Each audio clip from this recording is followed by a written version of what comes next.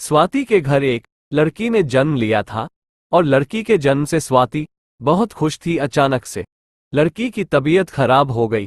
स्वाति लड़की के लिए कुछ दवाई लाने के लिए गई थी और अचानक से वो लड़की जोर जोर से रोने लग जाती है।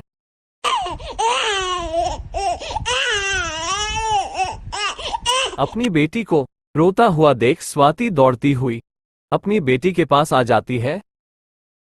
अरे पता नहीं तुम्हें क्या हो गया, तुम आज सुबह से रोई जा रही हो।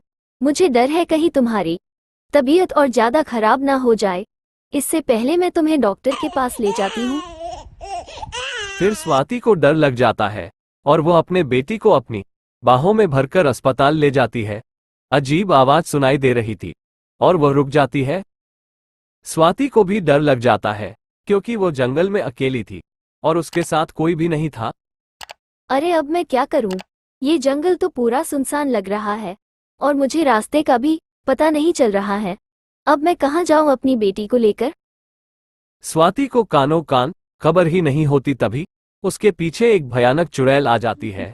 अरे चुड़ैल, तुम कहाँ से आई? तुम चले जाओ यहाँ से, मेरे बच्चों को छोड़ दो और मुझे भी जाने दो।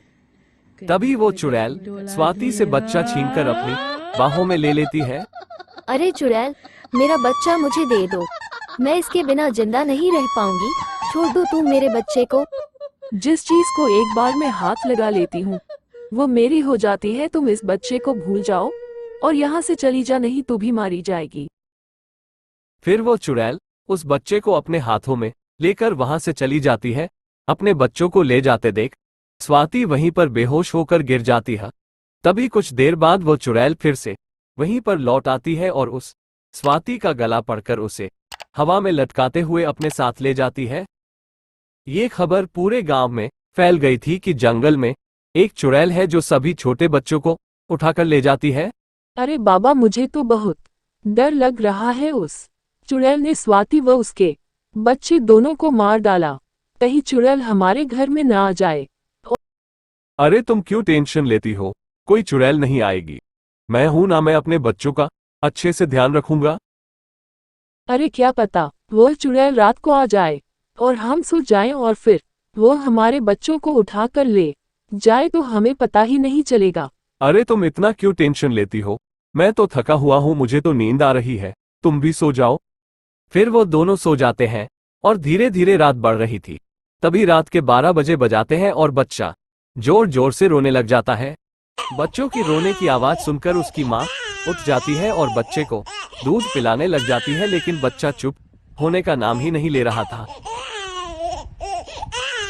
अरे आप सोते ही रहोगे या उठोगे भी? देखो बच्चा कितना रो रहा है। अरे अब इतनी रात को क्या हो गया? तुम क्यों चिल्ला रही हो? अरे हमारे बच्चे को क्या हो गया? पता नहीं, रोए जा रहा है। तुम डॉक्टर को बुला लाओ। अरे तुम क्यों टेंशन लेती हो? चलो बच्चों को ले लो, हम अभी डॉक्टर के पास चलते हैं और बच्चे को दिखा कर ले आते हैं। अरे नहीं, तुम पागल हो गए हो क्या? अगर मैं अपने बच्चों को लेकर गई, कहीं चुड़ैल ने मेरे बच्चे को खा लिया तो तुम जाओ और डॉक्टर को यहीं पर बुला कर ले आओ। फिर गणेश अपनी पत्नी की बात मान लेता है और डॉक्टर को यही घर पर बुलाने के लिए चला जाता है।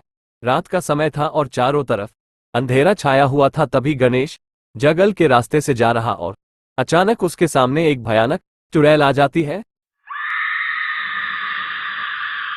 अरे चुड़ैल, तुम यहाँ पर कैसे आई? मेरे पास कोई बच्चा नहीं है, तुम यहाँ से चले जाओ। अरे मुझे सब पता है, बस मैं तुम्हें खा लूं फिर तुम्हारे बच्चों को भी खा लूंगी। फिर वो चुड़ैल गणेश के पास चली जाती है और अपने तेज नाखून से गणेश की गर्दन को जोर से काट लेती है। कुछ देर तड़पने के बाद गणेश का सिर गणेश से अलग हो जाता है और वो चुड़ैल गणेश को बड़ी दर्दनाक तरीके से मार डालती है और वह चुड़ैल फिर वहां से गायब होकर गणेश के रूप में वापस आ जाती है।